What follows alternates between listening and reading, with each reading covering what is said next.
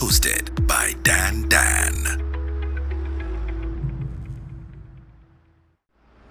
Business Minds, pioneering and inspiring entrepreneurs. Creative talks, CEO insights, success stories, value markets, and financial education. This is the CEO Show. Hosted by Dan.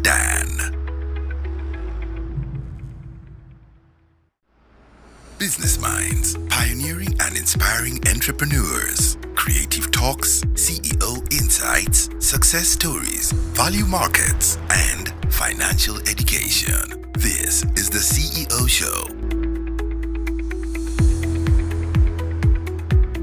Hosted by Dan.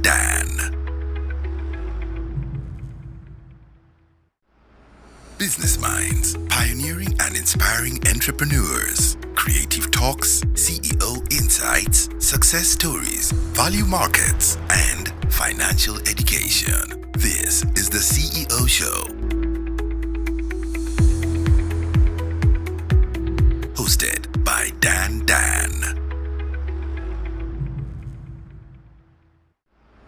Business Minds, pioneering and inspiring entrepreneurs. Creative talks, CEO insights, success stories, value markets, and financial education. This is the CEO Show. Hosted by Dan.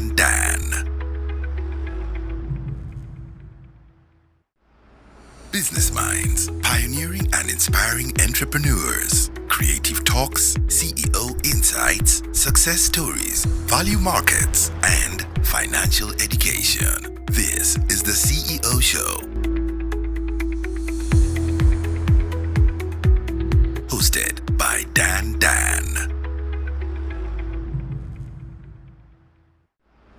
Business Minds, pioneering and inspiring entrepreneurs. Creative talks, CEO insights, success stories, value markets, and financial education. This is the CEO Show.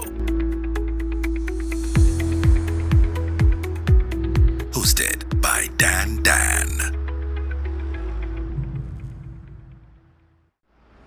Business Minds, pioneering and inspiring entrepreneurs. Creative talks, CEO insights, success stories, value markets, and financial education. This is the CEO Show. Hosted by Dan.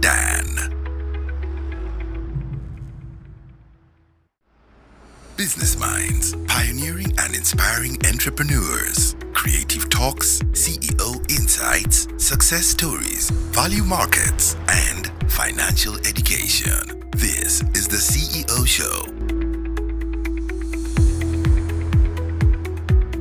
Hosted by Dan.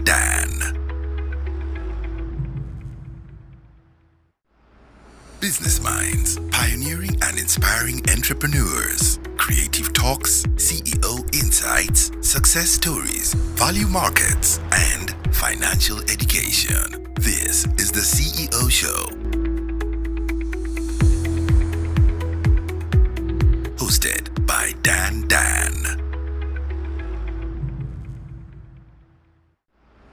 Business Minds, pioneering and inspiring entrepreneurs. Creative talks, CEO insights, success stories, value markets, and financial education. This is the CEO Show. Hosted by Dan.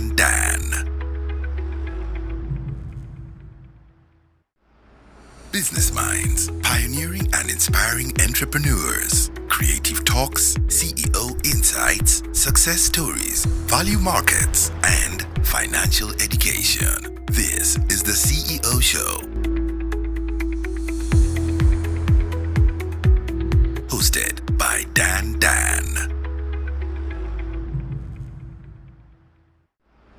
Business Minds, pioneering and inspiring entrepreneurs. Good evening, ladies and gentlemen. It is the 13th of May 2025 and we are coming to you live on the CEO Show. I'm your host, Dan. Here, bold ideas meet creative stories, and every week we sit down with different personalities, change makers, trailblazers, and visionary leaders who are going to tell their stories, where they began to where they are. And tonight we have another amazing episode prepared for you. We have one amazing, young, brilliant person. We are talking about Mr. Moses Gitonga, who chose to convert trash to treasure. He's going to share his story, and from his story, you are going to learn amazing facts. Remember, we are coming to you live on Facebook, YouTube, and also we are coming to you live on TikTok. If you want to be part of this conversation, don't forget to share this amazing conversation. Don't forget to comment on the comment section. And also, if you have a question to our tonight guest, don't forget to drop on the comment section for us to keep it interactive. Mr. Moses Gitonga, Yes, sir. who is the CEO and also the founder of WASTRACK Africa Limited. Welcome to the show, sir. Thank you, sir. How are you feeling tonight? I'm very well. Okay. Yeah. Who is this young man here? Yeah, so thank you first for having me here. So Moses Gitonga is a young entrepreneur who started his journey way back immediately after high school. So basically, by profession, I'm a trained aviation business strategist. Graduated back last year from university.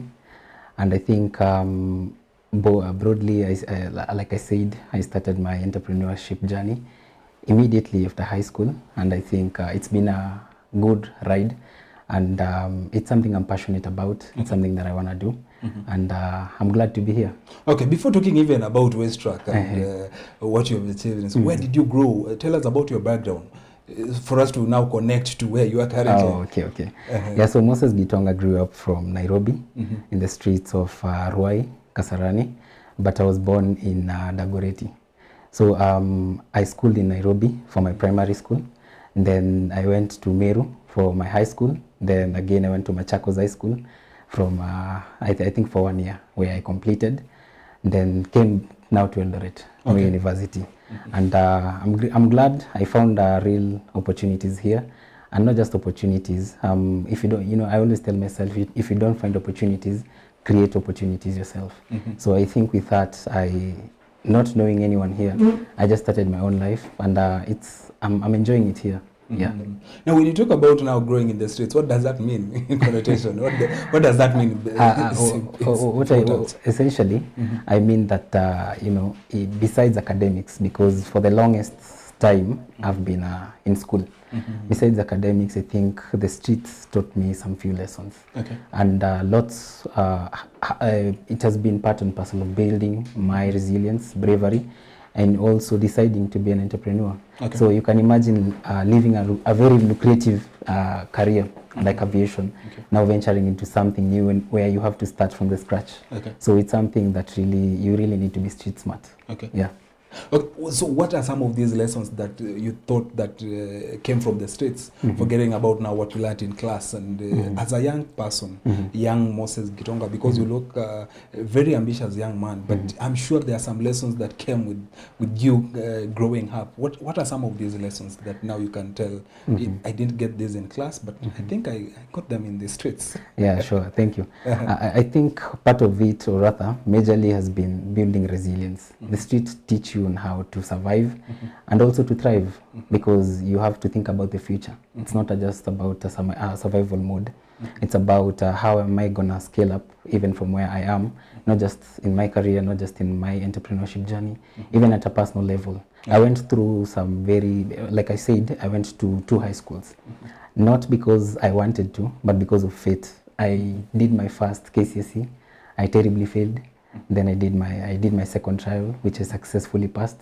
And I think such instances really taught me to be resilient, never giving up, always believing in yourself, always, I always tell myself, put your problems at your doorstep before leaving.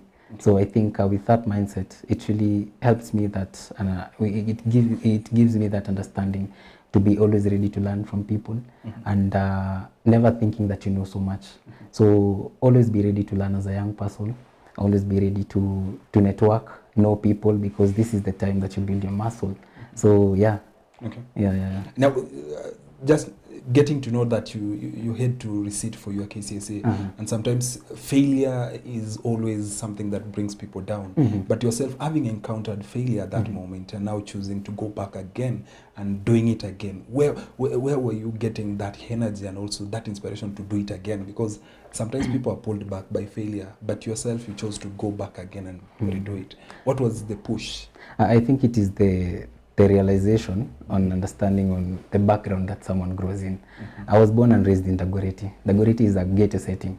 So we grew up with many challenges, and I'm really grateful, always grateful to my family.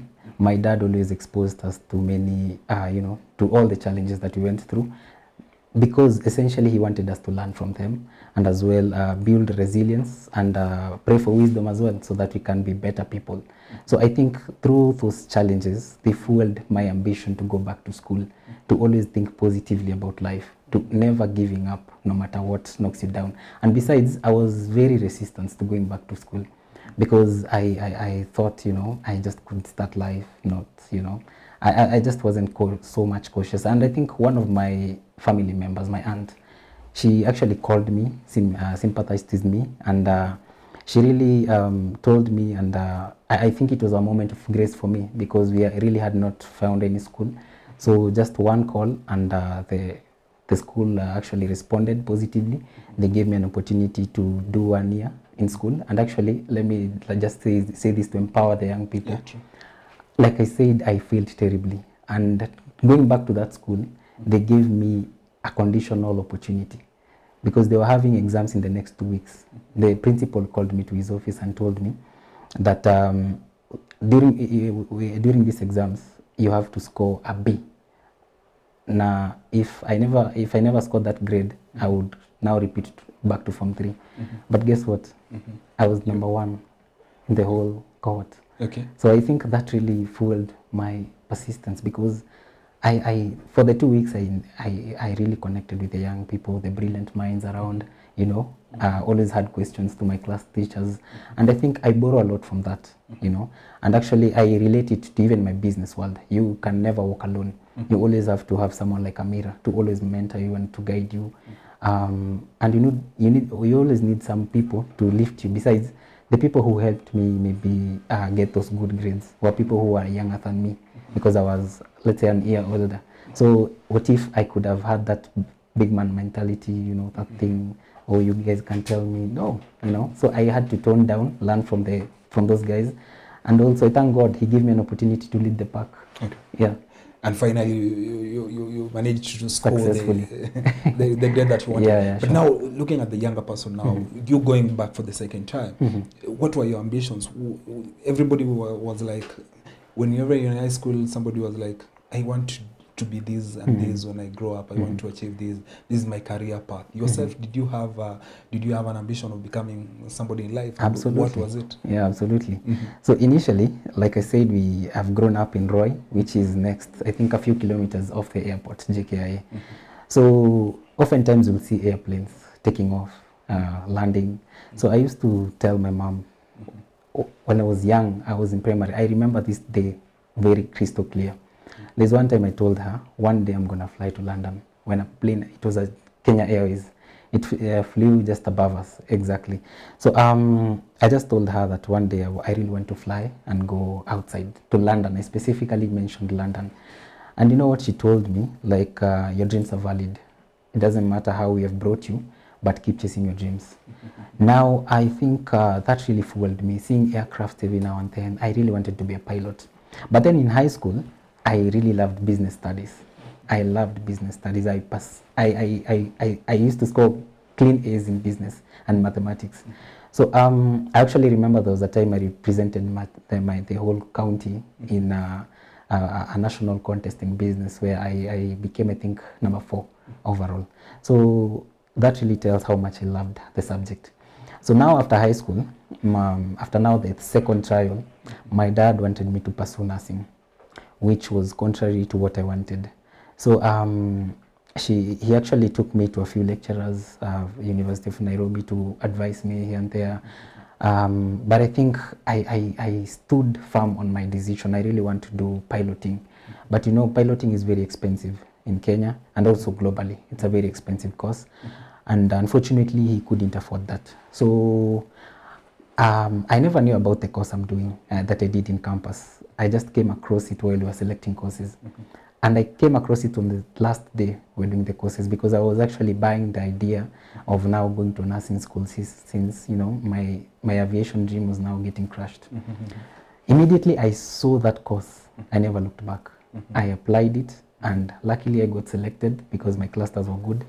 So, and yeah, thank God for the FAR. Okay. Yeah. And then now you came to Moi University, Eldoret campus. Sure. Now yourself, we can say that, was it by choice or was it by chance for you to be in Eldoret? What can you say about it? I think we can pick the two sides, by choice and by chance, because I'm always this person who always wants to explore the world. So coming to Eldoret was kind of nervous to me, because it's a new environment and don't know anybody, I don't have any relative around. But it was an exciting one, because I was just curious. I just want to see what's here, what's next now after high school. Okay. So it was really exciting, and I remember immediately, now my entrepreneurship journey, if I could jump into it a little bit, started immediately after high school. When I finished my Form 4 diploma, I got a job at a supermarket bakery for like 8 months. That was your first employment? That was my first employment. Okay, just before you joined campus? Yeah, sure. Okay. Yeah, so during that, you know, the owner used to come to the business every day. So I used to look at him, how comfortable his life was. Okay. He was just walking, talking to the manager, talking to us, how are the sales, engaging us. And I really I really admired that life, you know. Like I saw him, whenever I remember there's a time, the supermarket wanted to expand. So he actually came to me and one of my colleagues, and he asked for advice. He wanted to buy more chillers. I don't know whether you know these chillers, these big fridges where yogurts are kept in the supermarket, and they're quite expensive. Yeah? So he wanted to do an expansion in that line. So he came for advice from me, because he was a very friendly guy, and actually he wasn't educated. So he really felt like, you know, you guys have been in school, blah, blah, blah, because he saw some of our academic papers. So he really came, we used to talk a lot, and I think he borrowed our advice. We told him extend this one chiller, and then we'll see on how we can increase your sales. And I'm telling you, him listening to us young people, it really inspired me on how, you know, business is. You know, it doesn't matter who can advise you. Even young people can give a worthy advice, you know, or worthy points for you. Yeah. So I think, and that really gave him an opportunity to leverage on his expansion.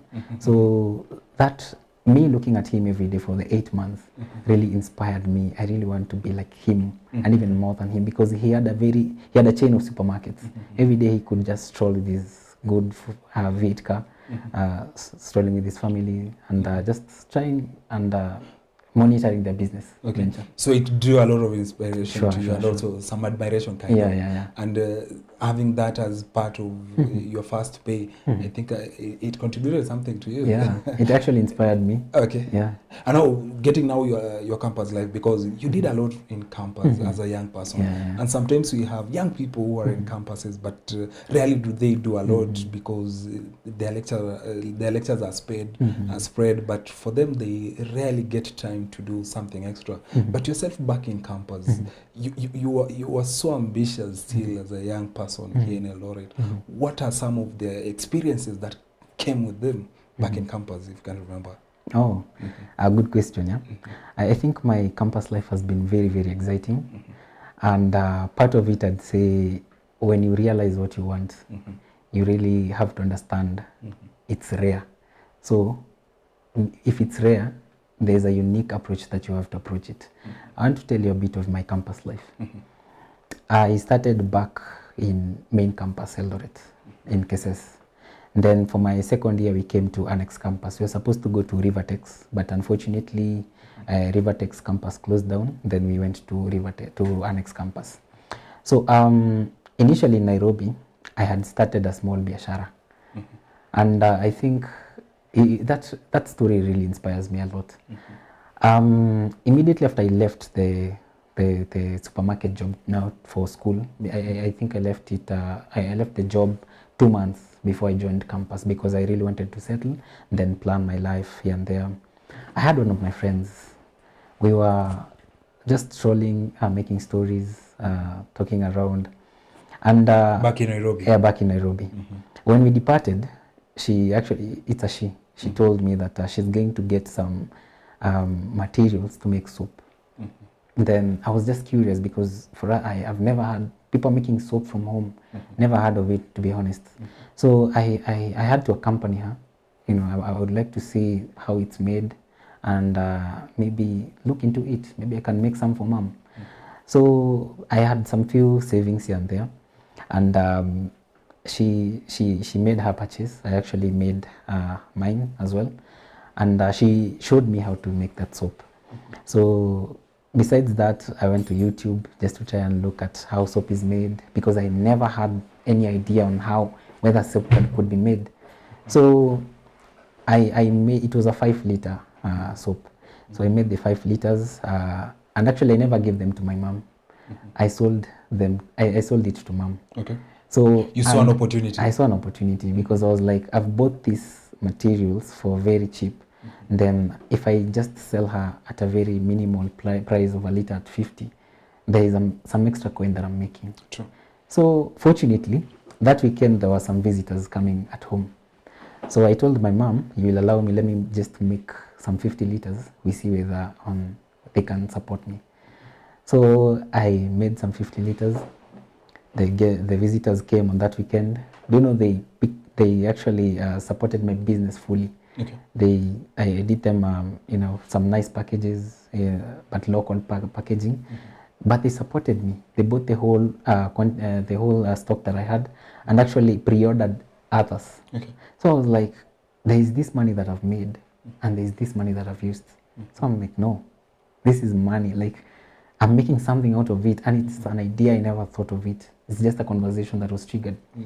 So I think, fortunately, again, that very, I think that because it was the festive season, yeah, we were headed to our rural home.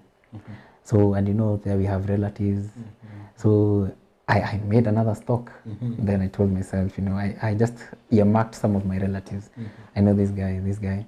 And then I called them. I told them, I make soap. Just formal, just some slight introduction. How much do you want? You can actually lipa pole pole. So I gave them that option. They ordered like 100 liters. So that was a pre-order. Yeah, that was a pre-order. Went to the same supplier, got my materials, made it. And it was getting exciting for me because I've never thought of such a thing. And you're making your own money? I'm making my own money, actually. So it was really like, it was quenching my thirst in entrepreneurship as I still pursue, school, because I never want, there's this thing that one of my friends used to tell me, once you start making money, you'll never go back to school. But I really never wanted that to sink in me because I really wanted to pursue my academics, which I still want up to date. So, when you want something, nothing can stop you. True. Yeah, so I really, when we went home, I did my thing, gave the stock to them. They paid me my money, and actually I now started recording the sales. Okay. I had a record book where I used to record the date, name, the quantity, the customer, and the status, whether they've paid or not. So it really quenched my thirst, and it's keeping me busy. One of the things that really why I did it passionately is because I never wanted to stay idle at home. Because for 2 months I'll be waiting to join campus. Then what will I be doing for those 2 months? So I really pressured myself. I really don't want to stay idle. And actually one of the motivating factors that helped me sell my products was that I identified a problem. Customers incur the cost of packaging each time they purchase their liquid soaps. So that really fooled me, because that liter, or rather, if you today you supported our business with 1 liter of soap, that package, of maybe from the supermarket, you end up disposing it, which is an environmental threat to us. So, but for me, the business model was, today I've given you 1 liter, tomorrow I'll still need that package to refill it. So I'll come for that package and refill it with the new soap, then give it back to you. So you see, recycle. yeah, we recycle it. Okay. So you can understand, customers are saving. They're not incurring this cost twice. And you're saving the environment. And I'm saving the environment. Okay. So, and I think part of me becoming an environmental champion was triggered with that push. Okay. Because I'm doing something for my environment. Okay. So you can imagine how much plastics are causing. And actually, this year's theme for World Environment Day is End Plastic Pollution. Okay. So you can imagine the inspiration in it. So let me fast forward, yeah. I came to Eldoret, we went to main campus. Before you talk about that, it's so keen also to understand. Now, speaking, we can see that you just did a lot within 2 months. You did the 8 months of working in the supermarket. And then these 2 months that you achieved a lot in terms of entrepreneurial skill, learning, and also inputting something. Do you think as young people, we always have the resilience to do this, especially now that we have young people out of campus, young people out of high school, and they're looking forward to join campuses. But a lot of vices are happening in the society because of idle minds, if I can say that. Do you think as young people we need to do extra and explore our potential? Wonderful. I don't think as young people we need to. We actually need to. You know, your life is your responsibility. And immediately you have your identity card at 18 years. It is up to you as a young person to understand the outcome of your life that is not dependent on your parents anymore. It's not dependent on the life that you lived. It's now dependent on the decisions that you make. So I think part of it also, I never mentioned, one of the reasons I'd say majorly I failed my first high school diploma was due to social pressure.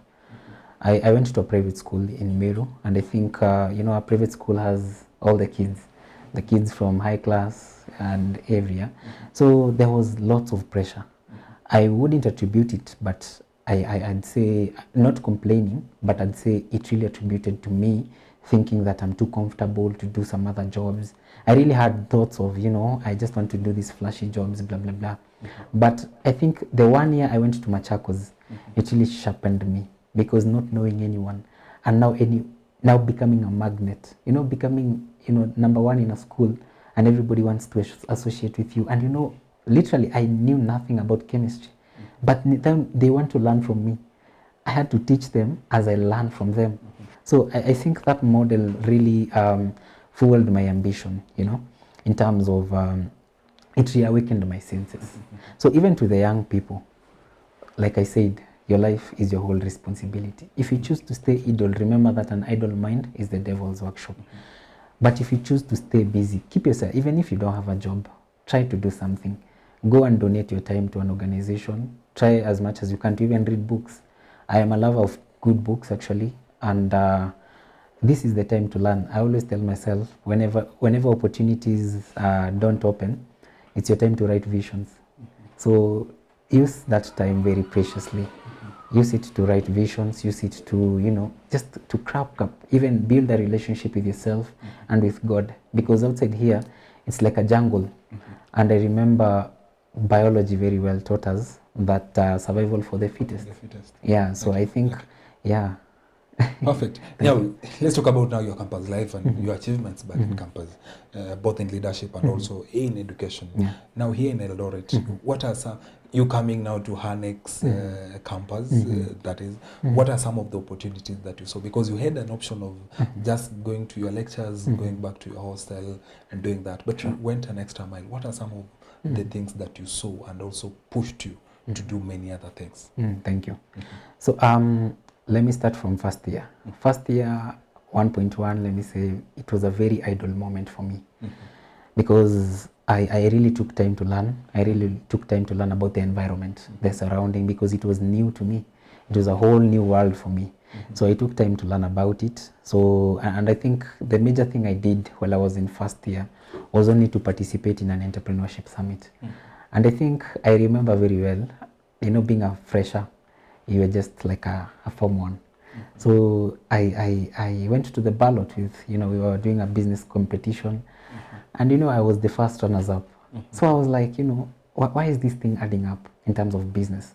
Yeah, so that time I was still doing the business in Nairobi now, but I was still telling my friends what I do.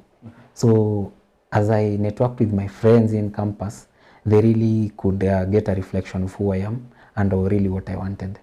So they maybe that's really you know, that was just a major highlight in my first year. So like I said, we shifted to annex, but the assumption was with either to go to Roadblock or Rivertex. So unfortunately, during my cohort, the two schools were closed. But for me, I had already visited Roadblock, I had already visited Rivertex, and I had seen the potential because these areas are very populated. I had seen an area where I can start something because there's already market. So I was like, anywhere that we will go, I really want to establish myself business-wise, and I really want to continue what I started in Nairobi. So I really loved Roadblock more than Rivertex because Roadblock has quite a good number of people. The population is quite high. So, and I think immediately I secured a house there. A memo came from school that was supposed to shift to annex. My friends and I had already booked a whole apartment, so they had to leave, you know. So, but for me, I was resilient. So I bought a small bicycle with my little savings. I used to ride it to school. So I think it never became a challenge for me because and also living you know, far from the rest, it gives you an opportunity for you to see the world. You know, it's like there's a lot happening whenever there are young people and students, but for you where you are, it's like you're in a mountain, you're just seeing what is happening down there. You know, I hope you get it. Yeah. So for me, it really locked me out from a lot social pressure because I used to come from school direct home. So that's really, you know, and then I ended up starting my own venture here in Eldoret, expanding the Golden Spark detergents and picking quite well. So we do supplies the liquid soap and expanded into a range of products. And I think, and also we've brought in more people to our company. So it really excites me as a growth, you know. So, and actually we are doing the same model. And back here in the Roadblock in Eldoret, they're really loving it, even more than Nairobi. Yeah, so, and they're appreciating it. Yeah. So another thing, part of me, maybe part of my leadership journey. But before, let me cut you short. Sorry for that. It's okay. Now, before getting into leadership and all that, that was your first venture. And to this extent, doing it from Nairobi and your first before joining campus, and now expanding it to Eldoret. Now, where was the opportunity here in Eldoret? What is it that made you now come and settle in Eldoret and do that that venture that is Golden Spark? Yeah. Yeah, and what was it that made you now grow? Because there was an option of you just closing the shop in Nairobi, but you saw it here in Eldoret and you started it, and even to the extent of employing other people, and you are still a student. Where was the opportunity? Yeah, so thank you. I think seeing numbers, I'm always this person I'll always work with numbers. You know, business is the game of numbers. And when I see numbers, I'm like, in as much as I'm selling the most, you know, vague product, somebody somewhere will still buy it. Not that vague, but, you know, a product that even doesn't have market, lack of a better word. There's someone who will see it. But for me, I ask myself, this soap that I'm making, it's washing my clothes. It's helping me clean my utensils. It's like a silent revolution in my home. I'm saving a lot. I'm not recurring that cost. People in Nairobi are not recurring that cost. I know. I was quite certain, and I actually really made a few samples, gave them free to people, just to get reviews. How is my soap? How is it doing? How is it performing? What can we do to be better? And I think with that feedback, it really fueled me because they were like, this is very nice quality, very thick in nature, very cheap, very friendly. you know. So we had to build that. The first step was to build an emotional connection with my customers, with my potential clients. Okay. I really wanted them to see that brand. And by that time, we never had a package. We just used, I used some few, those street boys. So I used to tell them, you know, go and bring me this quantity and then I'll be paying you. And I used to pay them. So whenever they brought that, maybe half liters, 1 liters from events, from across the streets, I actually tasked them again to wash those bottles and everything, then package that soap. Then we give it freely to people. So it really excited me to find how much joy women have in Eldoret whenever they're using our products. We actually made some wristbands to tell them that you're now part of us. We give them to the women free of charge, to remind them, you know, this journey we have to work together, and you supporting us, you're now part of the family. Yeah. Now, there is something I'm learning also, because learning is a continuous process from you. And even big companies sometimes have a problem of introducing a new product into the market. But yourself, you found a very awesome, and you just say that you have to make them part of the family. Now, bringing a new brand into the market, and yourself, it's something that you've tested and tried. What are some of the things that you think, as companies also always fail to capture, especially when they're introducing a new brand into the market, and something that you hacked yourself? What are some of the things that you think most people will always have a problem when they're introducing a new product into the market? You know, especially, you know, the aim of business is to make profit. True. So people start business with the aim of making profits in the first month, or rather in the second month, or just in the short term. They don't look at the long term. So I think most businesses fail just because they don't want to, remember, no risk, no story. No risk, no continuity. For me, I really had to risk. It's my own money to purchase those materials. Besides, I'm not purchasing them locally. I'm doing a wholesale purchase in Nairobi, importing them to Eldoret, you know. So I think we really have to invest. If you have to, you know, to introduce your product, or rather to introduce your brand, know the first step is to invest in your name, so that people will know you. Remember, we never had a brand in terms of our packaging, but first we started with the wristbands. So because that was a cheaper way, because we wanted them to understand this is the brand that is. So even whenever they'll find it anywhere in future, that Golden Spark brand is mine, and they will have to relate it with me.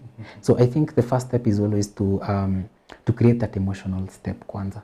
So people to know you first, who you are, what you do.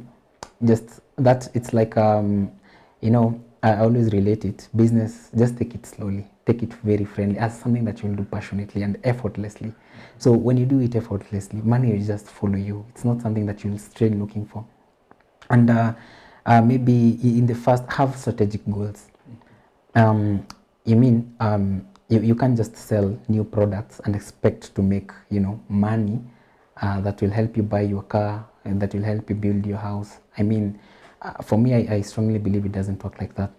You have to really create a bridge between you and the customer, such that I always there's this inspiration I always tell myself: create an emotional relationship, such that whenever they go to the supermarket, it's better they leave.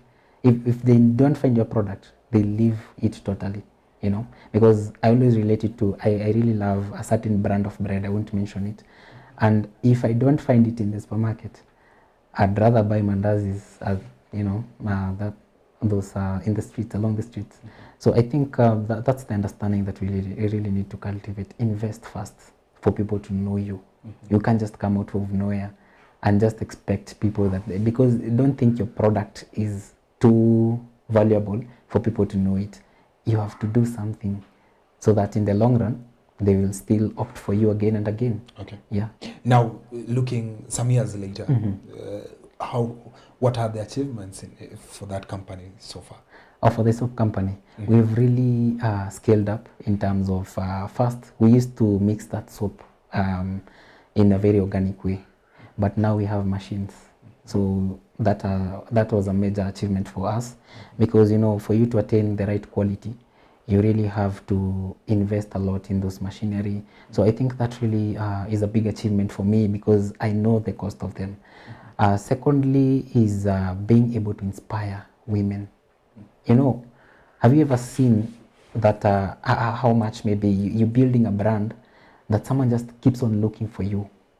You know, we really need your products. Where are they? Even whenever you're traveling, where are your people? That they deliver this to us?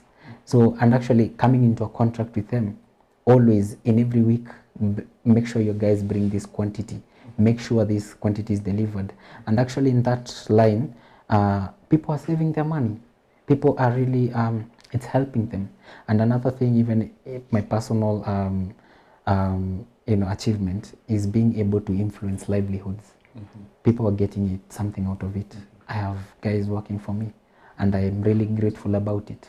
Yeah, now just a few, but I think in the long run, we'll scale up, have more people, and even with the brand WASTRACK, now that it is here, yeah, more people will be part of the brand and the success story. Okay. Now, let's go directly to WASTRACK now. Yeah. Now that you mentioned, because today we are hosting the CEO and also the founder of WASTRACK, Africa Limited. But before you talk that, want to appreciate our viewers who are coming in, a good number of them. Thank you, viewers, for watching and also for being part of this great conversation with these amazing guests that we have. Moses Gitonga is the CEO and also the founder of WASTRACK Africa Limited, and is sharing his amazing story and is just getting started. And please make sure that you're part of this conversation. Share this podcast for somebody to know that you're watching, and also please tell us where you're watching. And also, if you're getting us loud and clear, please drop on the comment section for us to know that you're part of this conversation. And also, if you have a question to our guest in the course of this particular bulletin, don't hesitate to ask on the comment section so that we'll be in a position to respond in the course of this. Let's keep it. Now, talk about WASTRACK. How did it came about? It's a beautiful name. Thank you. Why WASTRACK? WASTRACK is actually a combination of two words, waste and track. It's an organization that seeks to track waste from the source. And the source are our homes, our households, our businesses, our organizations. Yeah. So WASTRACK is basically a youth-led organization that seeks to address the pressing challenges in waste management using innovative solutions. We are not, I always emphasize on this, we are not collectors, we are not recyclers. And I always like relating it to a unicorn company of the world called Uber. Does Uber own cars? No. Yeah, so but Uber brings efficiency in the whole industry, so as to WASTRACK. Yeah. Okay, at what point did this come into being? Like, looking back to your journey, at what point did this idea, this great, the conception of this company, at what point did it came into being? I've always wanted to do something on waste management, because looking back while I was in second year, I remember this very well. I was traveling to Chepkoilel, a place called Chepkoilel, and I was coming from Annex now to town. I stopped at a local retail supermarket. I picked one of my favorite drinks, which was in a can. So as I was walking through town, just familiarizing myself with the streets of Eldoret, taking and sipping my favorite drink, it actually ended. So I was left with a question: where do I dispose this can? Because there are no bins in Eldoret. So initially it started with that desire. There are no bins in Eldoret. Isn't this an opportunity for me to maybe find a way we could install these bins? I actually embarked on studies to find out whose responsibility it is. Embarked on studies on why don't we have bins in Eldoret, and the way it is a big town, then it was a town. So through that, it really fueled my ambition in waste management, because I identified that we don't have disposal receptacles along the streets. But back in Nairobi, I remember we used to have them. So maybe I told myself then, maybe we're just a town, not like Nairobi a city, so maybe we don't need those bins. But another thing inside of me kept telling me, no, we have people walking in the streets. The streets are similar to Nairobi. Why don't we have bins here in Eldoret? So through that, now maybe let's say 2 years later, I used to engage with people. I used to attend town hall discussions on waste management, and because I wanted to find out What is the situation of waste management in Eldoret? And even as I used to look at drainage systems where I live. So I used to find them very cluttered with litter. And I remember this vividly. I think a year ago, around April, I was coming to town from Annex, where I met some 2 kids who had just unfortunately lost their lives due to at around Rupa Mall, somewhere in a drainage, due to floods that were caused by these plastics that we litter every time, blocking our drainages. So these kids never lost their lives because they wanted to. It's because of our habits as citizens. So that really fueled me, you know, we really have to, I really need to be serious about this. So immediately, you know, once you identify a problem, you have to find a solution. So, and not just a solution, a scalable solution. WASTRACK Africa does not just want to install bins. No. We are looking into the whole waste value chain, trying to add value where there is problem. I'll give an instance. Sometime last year, we had a town hall discussion with a media station, with the county government. And I was busy noting down the problems that were being discussed. Because people were saying that our dam site is overflown, our dam site in Gitonga. And actually it is true, because I went there sometime back then. I confirmed residents were actually demonstrating that waste is now coming to their homes. You know, I wouldn't say it was, lack of a better word, I think the government only had to respond it, but not to act on it. Because what they did, they postponed a problem. Do you know how? They shifted the dam site to another place. That's postponing a problem. There are standards even before you close a dam site. They're actually listed in United Nations Environmental Program. So I felt this is not the right way. This is not the right thing. So I really needed to do an in-depth research. What can we do to our dam sites? And actually, as WASTRACK Africa, we have designed a model dam site that will accommodate. You know, Eldoret is now a city. True. More people are coming in every day. More jobs are being created. Waste volumes are increasing by day, by time.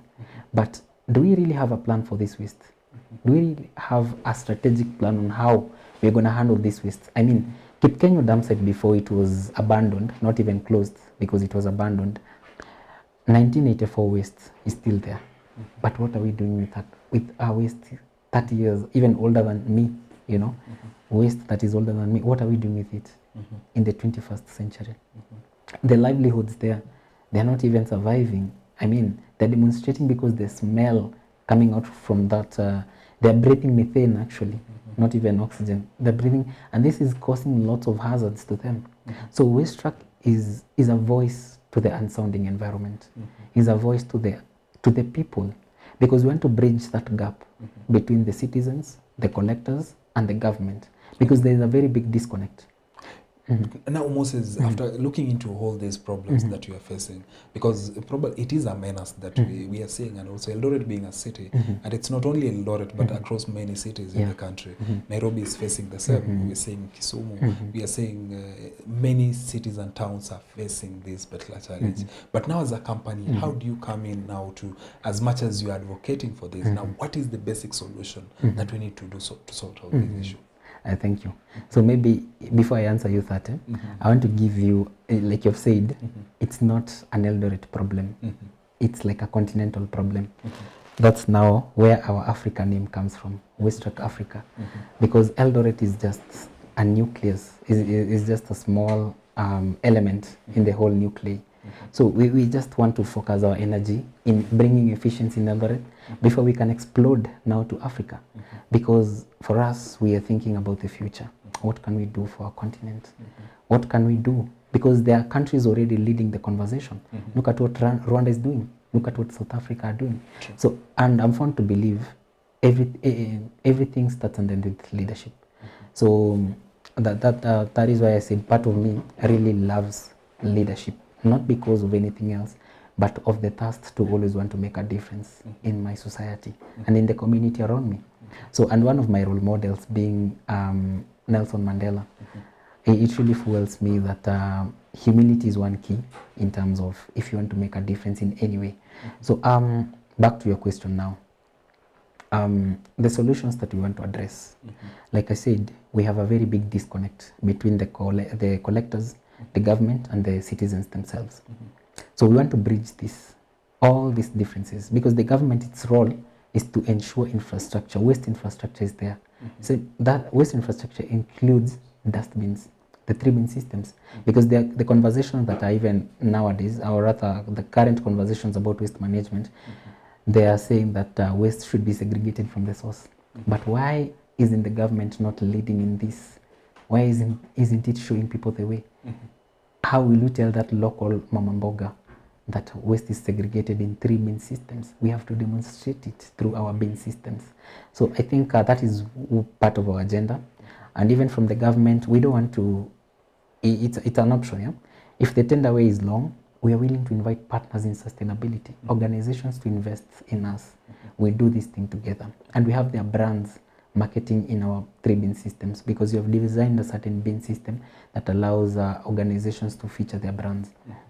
Another thing, WASTRACK is very key in emphasizing its role in community engagement, because you can't just want to make a difference when people don't know you, when people don't know what you want.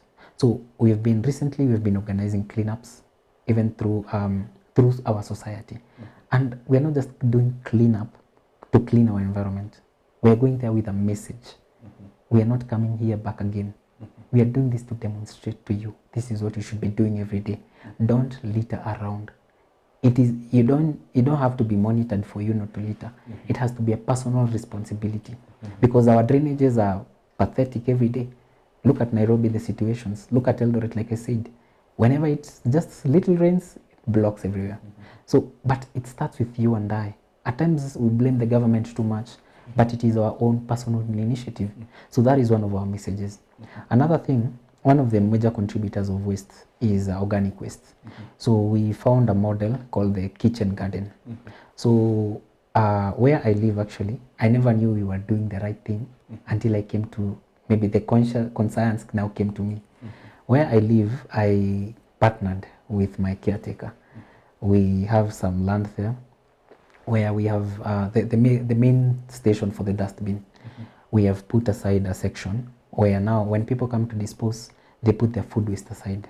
So we have some pigs there, we have some birds.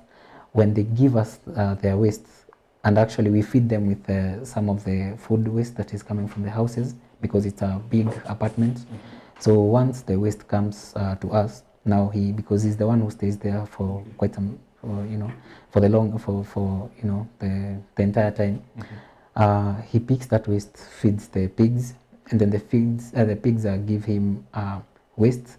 Then we put it in our shamba. We have planted kales, we have planted many vegetables, all those stuff. And actually we've done vertical farmings. We have some bottles where we've planted that. You are just trying to economize on the most efficient space. And actually maybe one of the successes of WASTRACK is that last year when our town, Eldoret, was being inaugurated into a city, we were featured by China Global Television Network in the stories and the making of a city. So it was a big milestone for us in terms of putting out there. And it was quite an opportunity for us to let the world know what should be done by the little waste. How can we reduce this organic waste? And now maybe WASTRACK, not to bring the whole ecosystem into one, we are looking into creating a software system where we want to onboard citizens. We want to schedule our collections for the waste, because through our research we found out that most of the citizens don't even know where the waste is being paid for. They just see trucks coming in and going out, and waste is being done informally. So part of our job is to formalize this sector, make sure that the guys doing this job love what they do. They consume these drugs and glue just because of the nature of the work. Look at their offices, it's in the dump site, it's in the waste. But we want to formalize it. We want to give it a new image. We want to give it a new face. We're onboarding people on this, such that you, on this platform, such that you as a citizen, you understand when my collector comes to the, to my neighborhood, and actually I contribute to waste management in terms of payments, very package friendly. I want to give them more market, the collectors more market, because there are many people who don't understand this conversation. So we want to onboard more people and expand the market reach of the collectors, as well as they make money and they bring more people and they have better tracks for them. And you can imagine the ripple effect it will have to the young people. Okay. I want to empower people. Like I said, we are not. Our focus is not in collection. Our focus is majorly to bring efficiency in this whole system, as well as we make money out of it. Okay. Now, because the question that I was about to ask you, it's about, because the truth of the matter is the fact that most of these collectors are informal kind of collection. It's not structured. It's not part of the main system that is now the government. Do you think, as talking about Eldoret, talking about the whole country, do you think the government has a lapse? They don't take this serious thing, or is it that they are just brushing it off? Doesn't it make sense to the government? A good question, actually. I always tell myself the government is the largest institution of the land. So if it really mattered to them, I mean, they collect. I think they make more money than any billionaire around. So I think if they really wanted to make a change, they could have done it.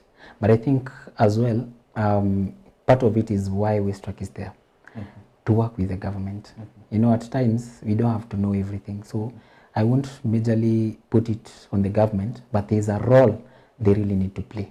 There's a big role they really need to play, because they receive money even from grants, from international organizations. But nothing is really happening. Look at the state of our dam sites. It's very pathetic. Why aren't we addressing these things? I want to give an instance. Like I said, everything starts under the leadership. Look at Rwanda.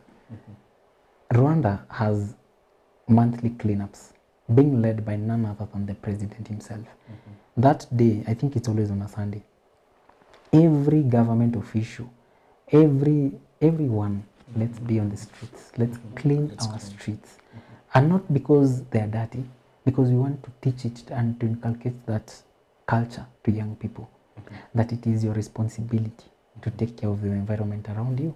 And the environment around you surrounds you everywhere. Even if today you walk from here to Mandera, that is your environment. Yeah, so I think the government has a job to play. So a very big one in terms of waste infrastructure, in terms of supporting local organizations to scale up, and trying to help them understand the standards, because the government interacts with this information oftenly. They are the ones who go for these COP meetings, like the one was held last year, So I think they really need to find a way on how we can bring efficiency. But I think that is why WASTRACK you're here. Okay. Yeah. Now, assessing your impact as WASTRACK, since you came into being up to date, do you think you've made some impact, and do you think your objective has been met so far? Or to what extent, for that matter? I am certain, actually, that we have made a progressive change in our society. Through the cleanups that we've had, young people are getting the realization that my environment is my responsibility. We have been collecting waste. And actually, when we do our cleanups, I always tell the people, because I'm the one leading the pack, we're not doing this for public, for PR or for anything. I know the cameras are there, but don't focus on the cameras. Focus on the collection. We've given you gloves, we've given you the collection bags. Kindly, let's do that. And I'm telling you, we always have like even more than 50 trash bags, because we always have them for assessment. And and it really inspires me. Like one area, we can collect as much waste as this. So how about when we do it with many other groups? And maybe if you'll allow me, Dan, I want to tell all the stakeholders in Eldoret, come partner with WASTRACK Africa. We are ready to reach out to our communities to do cleanup exercises, to remind even, part of Eldoret is surrounded by our local communities. We want to even go to the local areas. We want to teach them these habits of responsible waste management practices. So, and in that, we are trying to tell them, segregate this waste as well. Yeah. Okay, mentioning now about talking about stakeholders, do you think we have goodwill from stakeholders? Do you think they're doing the right things? Because, for example, mentioning about NEMA, are we so keen to have these stakeholders taken into answer, because that's their sole responsibility? But do you think they are doing their right job, and do we have their goodwill? I'd say it's a two-way. Part of it, they are doing the job that is mandated by the law to regulate, organizations that are contributing to environmental pollution. And also on the flip side, there is something extra that really needs to be done. So, and in that light, I think, and also other stakeholders in waste management, and also, there is this thing called, for manufacturers, for importers, and for packers, called extended producer responsibility. So I think there is something that we can do, especially, as a manufacturer, or rather as a producer. It is your role to ensure that you have the whole life cycle of your product. True. The way it comes from the manufacturing plant, all the way on how it either get back to you as being recycled, or now to the right stations where it needs to be. So I think part of it, this conversation that we are willing to have, even with institutions like NEMA, is how are we going to ensure that it is the producer's responsibilities in contributing for sustainable projects, like being the newest city of the world, because this means if today I take a Coca-Cola drink, I'll be able to dispose it at the right place. And because the law agrees, actually, the law was gazetted last year, November. The Sustainable Waste Management Act 2022 was now gazetted last year. So, and one of the most exciting one is that when you're found littering, you as a citizen, you'll be fined, you'll be even imprisoned for like 6 months. But can you imprison someone who has just littered where there is no bins? You have no right as even a government. Even part of our cleanups, once we install these 3-bin systems, we want to tell the people, now we already have a law. Be careful. Don't just litter. And even on our socials, we try to do videos with, I remember one of our videos that we did, it really went trending. We did where young Gen Zs, how environmental conscious they are. They don't just walk in the streets, litter in the streets, sorry. This video was emphasizing on how whenever we take sweets, we fill our bags. Now, when you get to the home, it's now when you dispose them. So you can imagine that burden of having to carrying the sweet packs and bottles in your bag instead of carrying your laptop. Okay. Now, talking about also again personal responsibility as well as leadership, because yourself you went out of your way and found a way of how can you help to reduce this, and also how can you sort these particular manners. But sometimes we have the challenge in personal responsibility. As you go outside there, as you advocate for this, how is the reception to now people outside there? Because it starts with me, it starts with you. It's not, forget even now about the government, forget about the stakeholders, now about the personal responsibility. How is the haptic? Are we ready to walk the talk, or it is something that we just do for events and we forget about it? I'd say from the cleanups we've had as WASTRACK Africa, we were shocked, because our biggest question was, will people receive us? What will be their perception? But the exciting fact is they're actually the ones asking us, where can we litter this? How can we be doing this every day? So it is a conversation that we are ready to extend, because already in every cleanup that we have, we always do an impact analysis report, just our own company. We try and see how many metric tons have we collected, what's the feedback from the people around. And you found out, we actually found out that people are very much willing to do it. Just that the inefficiencies cannot allow them to do it, Because I always tell myself, even if the government comes in and put dustbins around, it won't make any impact. But when we put them and invest in the people, get to them, we are doing this because of you, passionately, it will really make sense, and they will see the need for it. They will actually be the ones, giving us more suggestions on what we can do better, Yeah, so I think the citizens are always ready. They just work with what is leading. So if WASTRACK today decides that we are the ones who want to lead this conversation on waste management, so the citizens will always be like, what's exciting about it? Always ready to learn. Is it something that we can work with?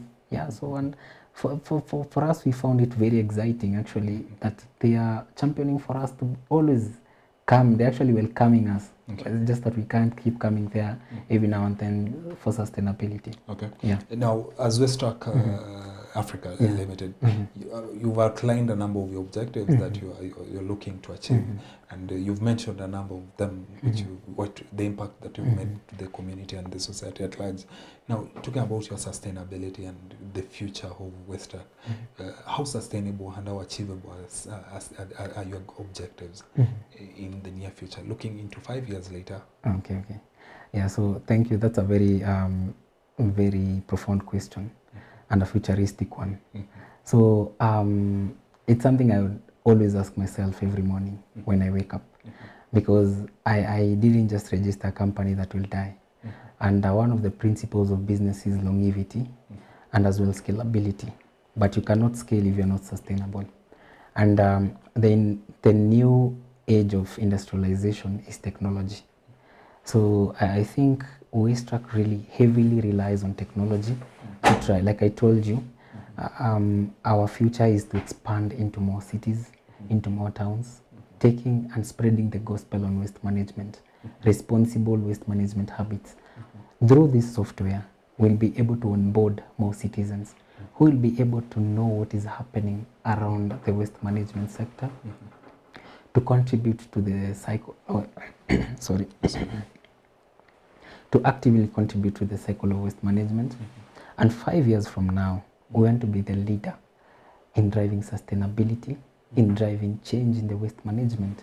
We want to drive the whole conversation into a new shift where people don't just see waste as anything else, but as a resource, as something they could use to expand their livelihoods, something they would actually contribute to meaningfully. Yeah, so whenever we call even for these cleanups, we don't just call them out for people just to turn up for snacks or for drinks. No, we want them to turn on just because they feel the brand itself. They just want to be associated with the brand.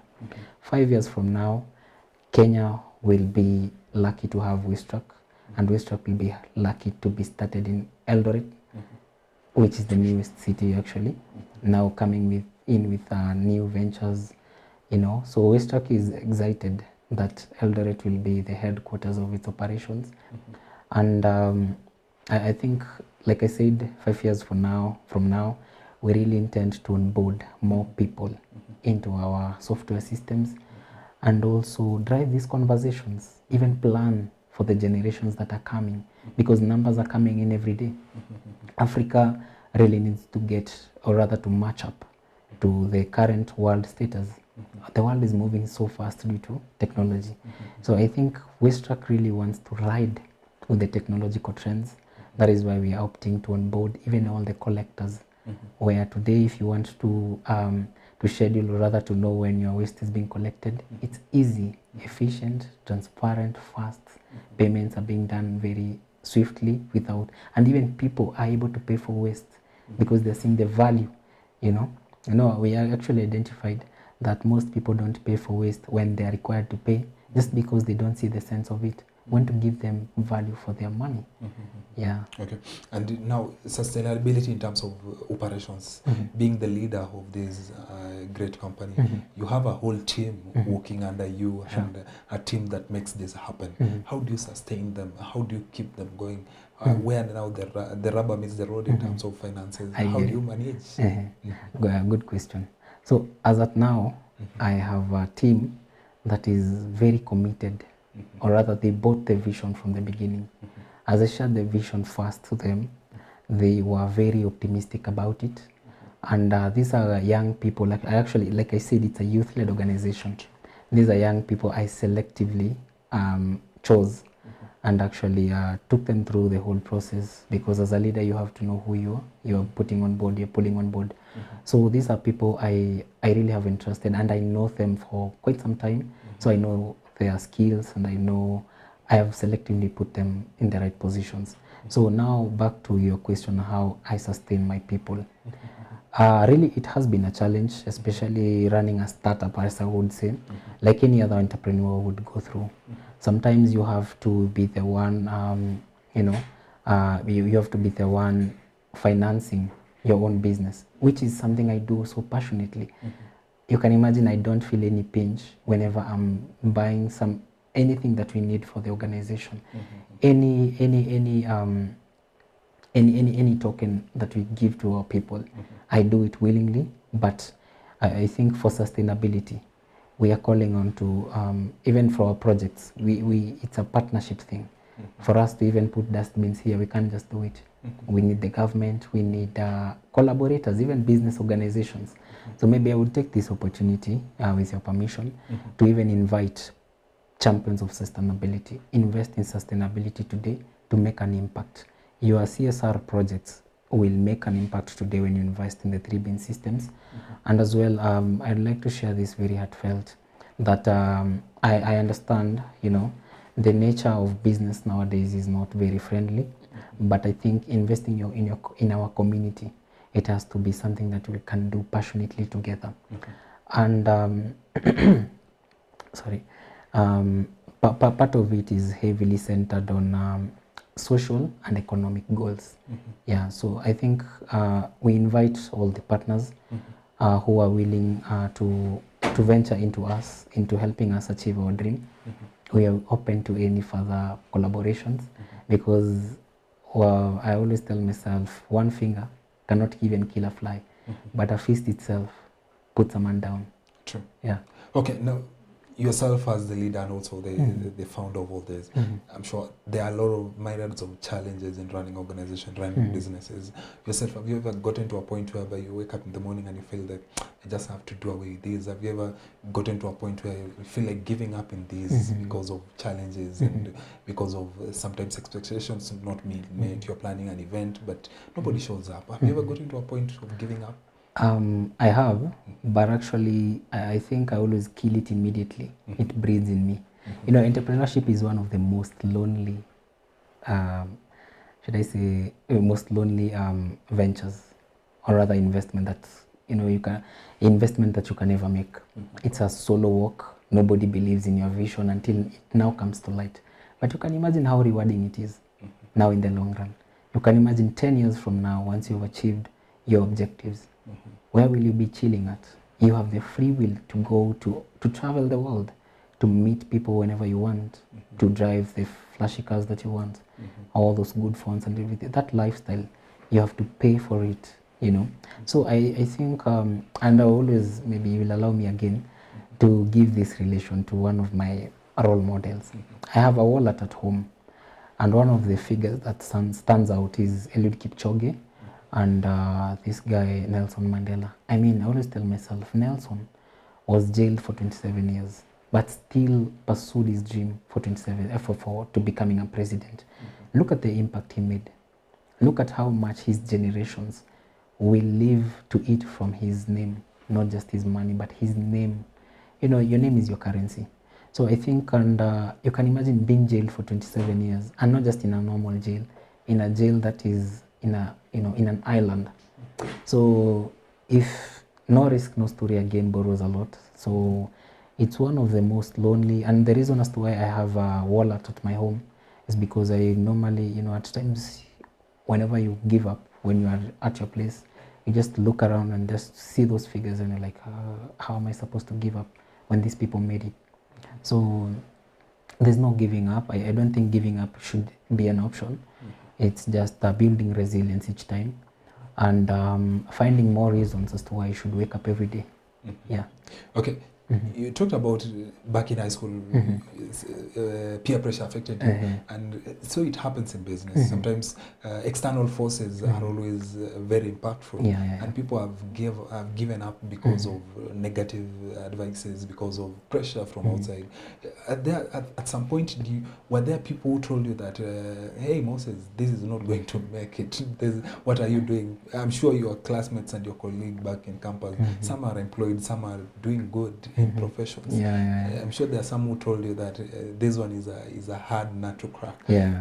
How did you handle discouragements from your friends and also from your peers? Yeah, good question. I think, and this one is to the young people. We live in times where our parents don't know what we're battling. They just took us to school to read, but a lot is happening in the life of the young person. Recently, we saw a story in Nairobi Multimedia University of 2 first years killing the other. Now the other one is I think he's spending the rest of his life in jail. So I think borrowing from such an instance, whoever you should listen to should be someone who has done something progressive in his or her life. Everybody, this is just an open mouth that can just say anything. And discouragers are out here. Know who you listen to. Watch your friends. And remember, whoever you associate with, you're the next person to become like they are. So I think it's very important that we realize who we are at an early age. We really, not just realizing it, but we understand the cost of it, not economically, but the cost of it in terms of time, what it just takes, So it's upon us, there's a lot of noise in every way, not just even as we are young people, even our parents, they try to teach us these things, So first thing, by the way, I'll say this, listen to your parents. They are the first advisors who can ever advise you right. Even if they seem not to make sense, try as much as you can to listen to them. You will maybe at some time in life, some things happen, then you're like, so mom made sense, And even the Bible is very clear. Listen to your father's guide. It's actually saying your father's, not even guidance, but commands and your mother's instructions. So because I think our mothers are very compassionate, they won't just force us. But our dads are these people who will instruct us. So I think that's the first step to ever realizing that you really need advice. And also embrace vulnerability. You really need to learn a lot. And as well from the people that there's a book called The Richest Man in Babylon. I remember some time back I read it, and it really inspired me. Because Babylon was just a small city, a small town, which ended up now becoming a very, very big town. And you know why? Because those business moguls, they sat down with the people, they taught them the art of making money. So is, even what you're doing right now, we are sending a message to the young people. Pressure is always there, naysayers are always there. Even when you feel the social pressure of seeing your friends are making it at an early age, just know that the clock always ticks at its own time, and God's time is the best. Just be patient in life. No, don't worry much. But for me, I'd say the reason as to why it worked so well for me not to listen even to outside, it's because I brace myself with the Word of God. Part of me, I really love the Word, the good book. So I think it's enough guidance to help me know who to listen to and who not to listen to. So yeah, know who you are supposed to listen to and who not. Besides, I think as a youth, not as a teenager, you now have the understanding, or rather the grace to learn who you're supposed to, and the discernment spirit of good voices and bad voices. Okay. Now, finally, because it's quite unfortunate that our time is much spent, but now, what is your call to action to the young people as far as waste management is concerned, and also with regard to what you are doing as WASTRACK, and also to a question, how can one be part of WASTRACK? Thank you. Let me first start with the last question. To join WASTRACK, we have a community group called WASTRACK Africa Community Champions, where we have many young people onboarded, because the young people are the force of change. So I think part of us, we want to bring them in one community and actually put them where we can discuss about the waste management agenda, onboard them, and even when we scale up, who are we going to employ? Those people, those young people. We need them. We totally need everyone in this journey. We are not here to compete with anyone. We're just here to complement each other. So I think it's important that I say we have our WhatsApp community group and also our socials. We are heavily on Instagram and on LinkedIn, our professional platform. So you can just inbox us. We totally want to work with the young people, listen to them because they have more brilliant ideas. So like we have one of our partners called Kiseki. So these guys are making glass like these glasses. They're making glasses from wine bottles.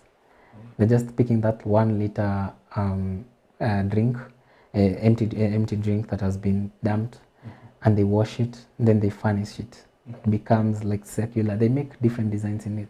So you can imagine how much value it can be for them using the most simplest cost of production, you know.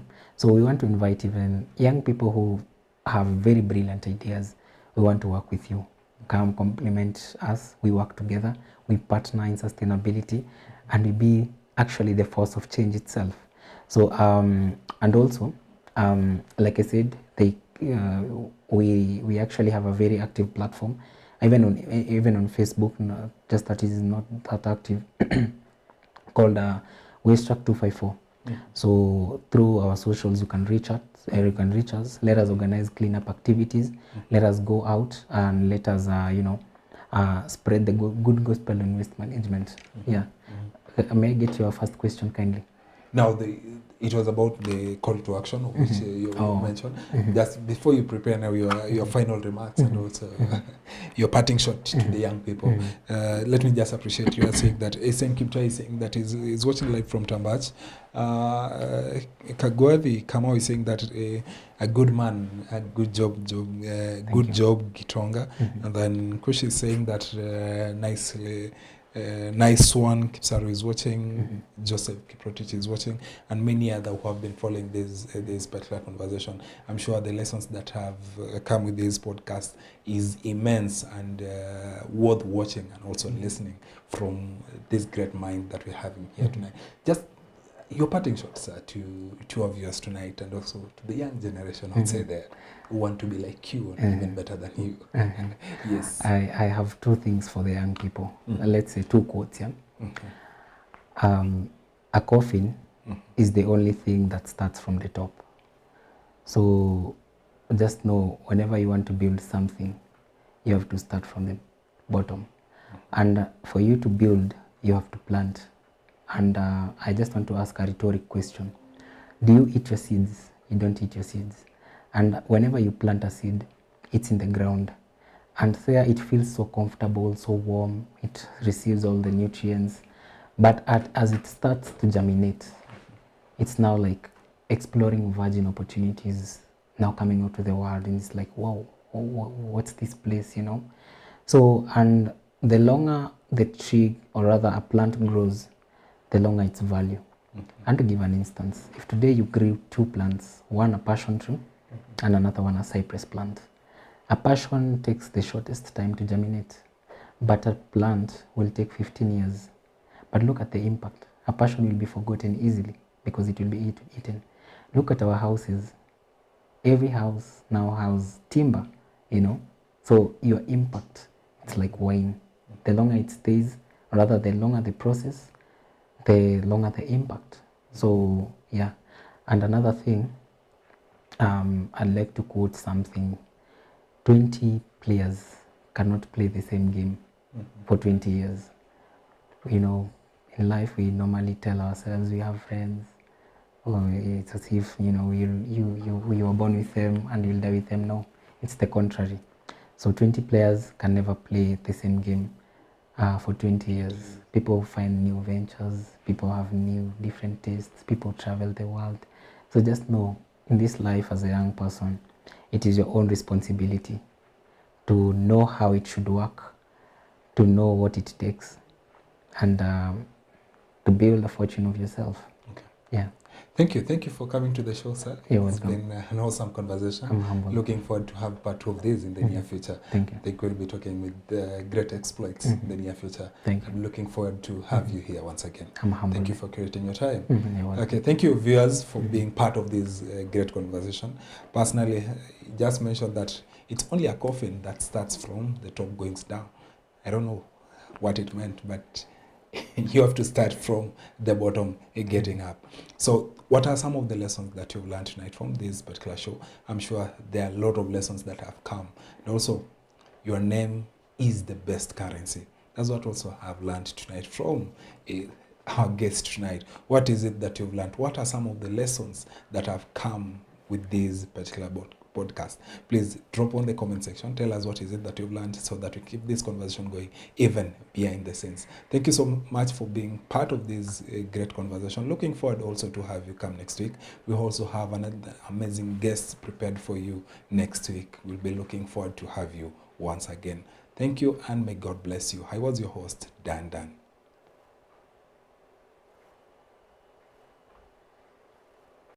Show. Hosted by Dan.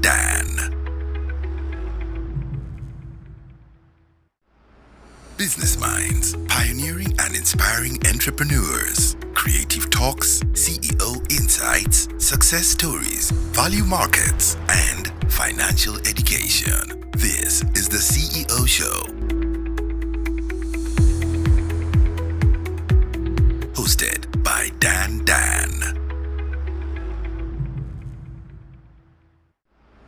Business Minds, pioneering and inspiring entrepreneurs. Creative talks, CEO insights, success stories, value markets, and